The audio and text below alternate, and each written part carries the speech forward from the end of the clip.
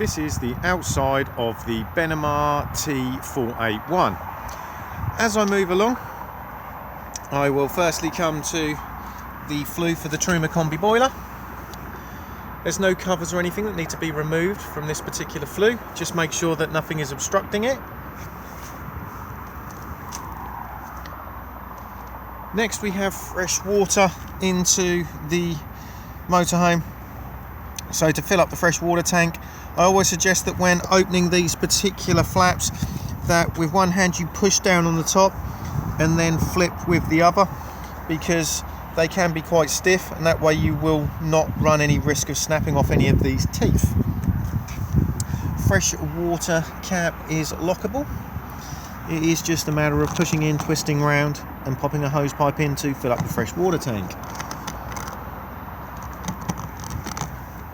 To drain the fresh water tank down for winterization, it's just done underneath the van, and you can see the green cap just there. Just unscrew it to drain the tank down.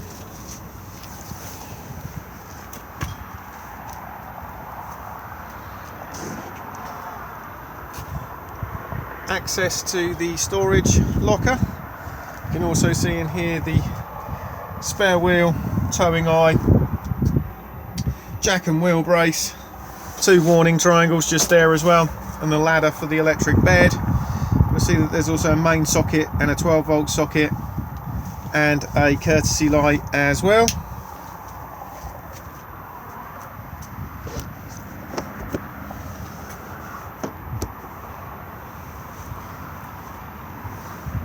Cassette toilet location just here. So to remove the cassette, just lift up on the blue lever and pull the cassette towards you. Before use, remove the blue cap and then add your toilet chemical with a small amount of water. This is also where it empties from. Just remember that when you are pouring it away, to hold the blue button in here to release the vacuum inside. It's also advisable to keep this seal lubricated. Thetford do their own seal lubricant, but any silicone based lubricant is fine, and by turning this bit just here, it allows access inside the cassette for additional cleaning.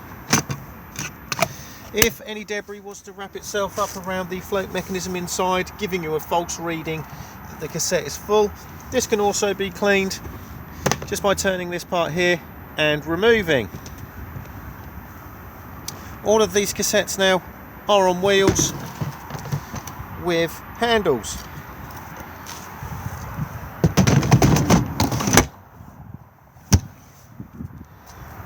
Grey water drain just here, so anything that goes into the holding tank is just drained off just by pulling this lever here.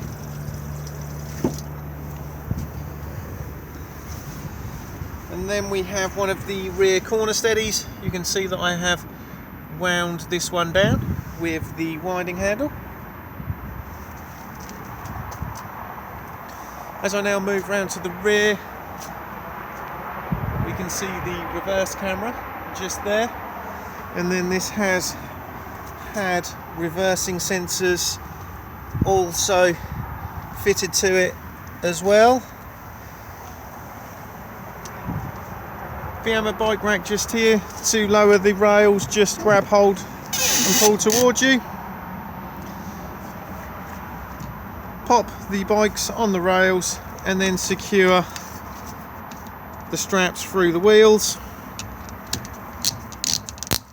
These do slide around depending on the size of the bike, and then just secure the arms around the frameworks of the bikes. Both vents for the Thetford fridge freezer. As this is a fully winterized motorhome, it is supplied with fridge vent covers. So if you are using the motorhome in extremely cold climate, you can pop these on. This will then allow some heat to be held, making the fridge run more efficiently. Do make sure that they are removed in the warmer months of the year, or otherwise the fridge will overheat. To pop these on, you need to come to the fridge vent and just slide both black clips out of the way. You can then remove and then take one of the covers and then just pop it in like so. Return the vent starting at the bottom, hook it on, and then it's just a matter of then re-sliding the clips back into place, and obviously then just doing exactly the same again with the other vent. You can see the other corner steady in its up position just there. And then as I come around to the other side, we have the gas locker. So there is plenty of room in here for 2 gas bottles. The regulator just sits at the top there, and then the hose comes off the regulator and then screws into the propane bottle and is tightened with a gas spanner. Bottle on and off on the top. Do make sure that the bottle is isolated for travel. External gas barbecue point and shower point. So with the barbecue, just remove the dust cover, attach the hose of the barbecue to the barbecue, and then this end here just plugs in and will lock into place. This will then allow you to turn the gas on. To remove it, just push on the collar, push it up, and then pull down on the hose to remove it. With the hand shower, as long as there's water in the tank and the water pump is turned on, as soon as you plug this in, it will automatically go under pressure.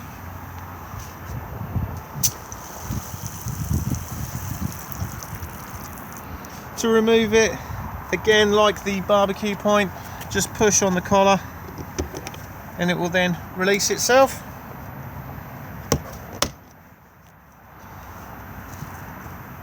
Mains hook up just here.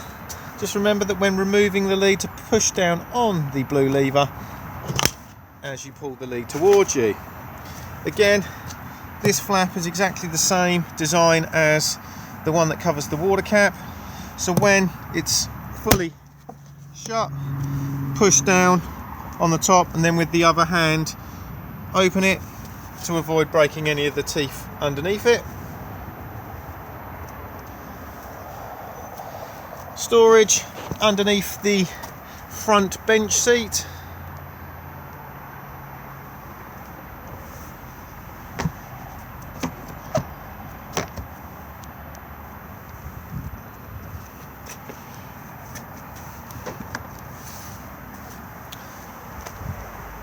And then above my head we have the Thule Omnistor roll-out canopy. To roll the canopy out, take the winding handle and then just pop it in and then begin to wind the canopy out.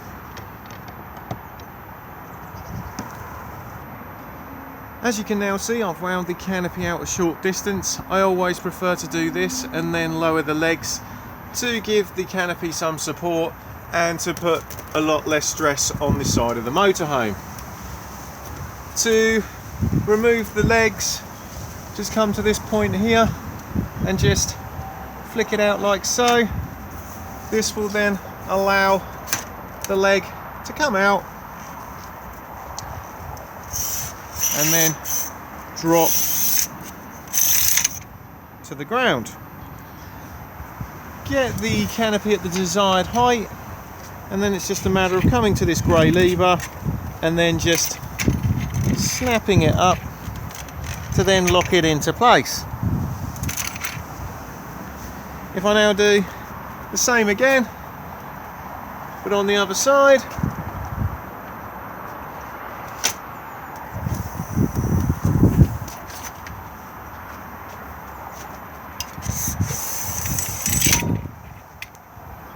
and again, now just snap it up.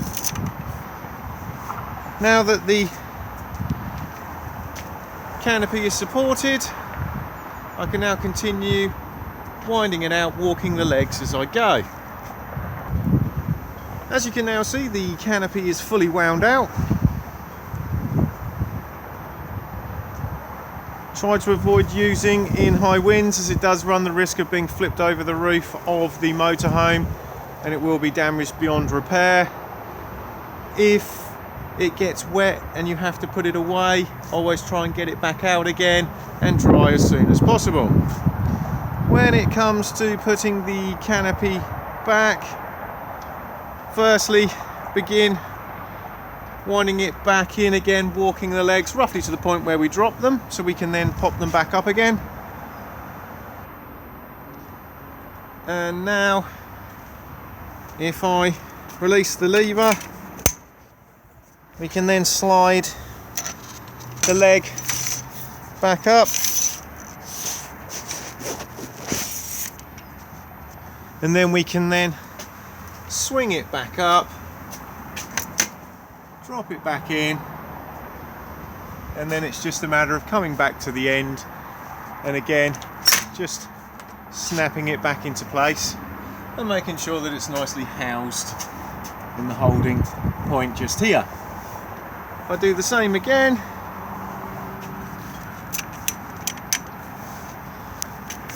and again just slide the leg back up, and then just pivot it back, so it's then just placed again like so, and again just push on the end, it will then re-clamp itself back into position, and now I can continue to wind it back in, and once it's fully back it just will not wind any further. With these particular canopies, sometimes the winding handle can get stuck, so just literally push the handle up, twist it, and then it will allow it to drop back out again. Diesel fill is just here, and you do need to open the passenger door, and as you can see it's just there. Directly beneath that is the AdBlue top-up. It will let you know on the dashboard when your AdBlue needs topping up. Leisure battery is located underneath the passenger seat, and the vehicle battery is located underneath the driver's seat.